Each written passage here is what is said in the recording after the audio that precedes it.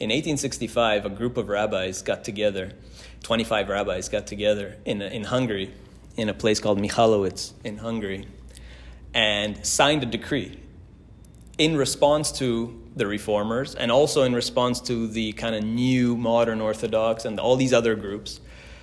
And these were mostly the students of the Khatam Sofer, who was very stringent. And the Khatam Sofer had a thing. There's a Talmudic statement that Chadash Asur Min HaTorah. Chadash Asur Min HaTorah. What does that mean? Chadash is referring to grain, new grain. We've probably all heard of Kemach Yashan, right? Like you've seen on labels, that's bread, that's Kemach Yashan. It's a whole thing. I'm not going to get into it. In ancient time, in temple times, you couldn't eat bread or you couldn't eat new harvest grain until grain was offered in the temple. So the whole idea of Chadash, meaning the new harvest, couldn't be eaten until an offering was made at the temple. And so our sages state, Chadash Asur Min HaTorah, that like eating new harvest is forbidden. It's a Torah prohibition.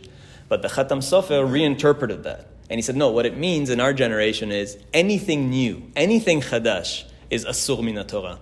So we can't innovate anything. That we have to basically keep Judaism exactly the way it is right here and right now forever. That was his view. And so mostly his students got together in 1865 and signed a decree. They made 9 decrees where they said certain things are going to be forbidden, and some of these things have become actually acceptable. One of the things that they said is when you give a Dvar Torah in the synagogue, the sermon, it has to be in Yiddish.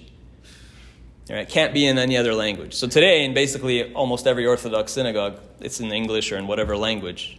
But they said it has to be in Yiddish. But they made these 9 decrees. And so scholars consider this the birth of Ultra-Orthodoxy. This is when Haredi Judaism was officially born.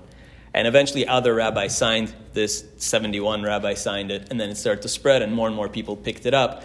And eventually the Hasidim also signed on to this. So this is only what, 1865. Right. Yeah. Wow. Yeah.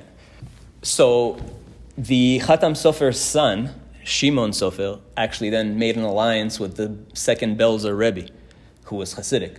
So this is where non-Hasidic and Hasidic come together for the first time, and they made an organization called Machzikei Hadas.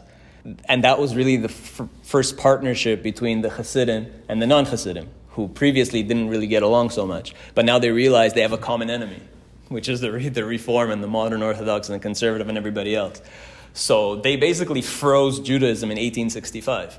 And that's why to this day, you look at Hasidim, they'll dress like it's Eastern Europe 1865. Ultra-Orthodoxy was born in Hungary and spread to the rest of Eastern Europe essentially.